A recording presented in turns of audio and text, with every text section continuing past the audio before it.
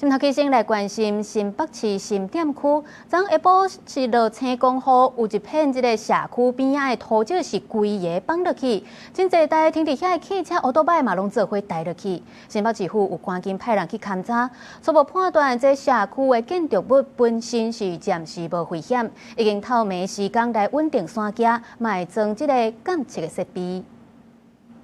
監視器畫面會當看到社區邊仔即塊地土石規個崩落，樹叢也對咧消失去，了後規排烏多擺也對咧倒去。昨日下晡落大雨，互新北市新店即塊社區的地崩甲真嚴重，新坡一家原地種樹仔的所在，熊攏消失去，真濟汽車烏多擺卡佇咧土堆內底，相關單位趕緊撿封鎖線進行交通管制。就是雨下很大啊，雨下很大，就是它含水量一多的話，它就是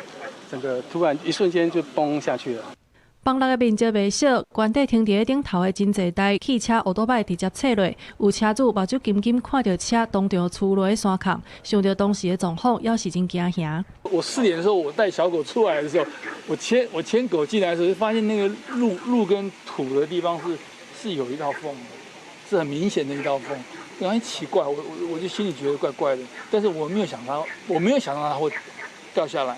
意外發生了後，新北市府派人到場設前進指揮所，而且進行防護處理。經過初步的勘查，確認崩落的地點甲社區主建築也各有一段安全的距離。目前住戶暫時唔免撤離。從目前這個社區的建築物的結構上面來看，社區的一個安全暫時是沒有問題。那今天市政府這邊會來加裝這個社區的一個自動的一個監測系統，來監測這個社區的一個邊坡的一個部分是不是有持續的一個滑落。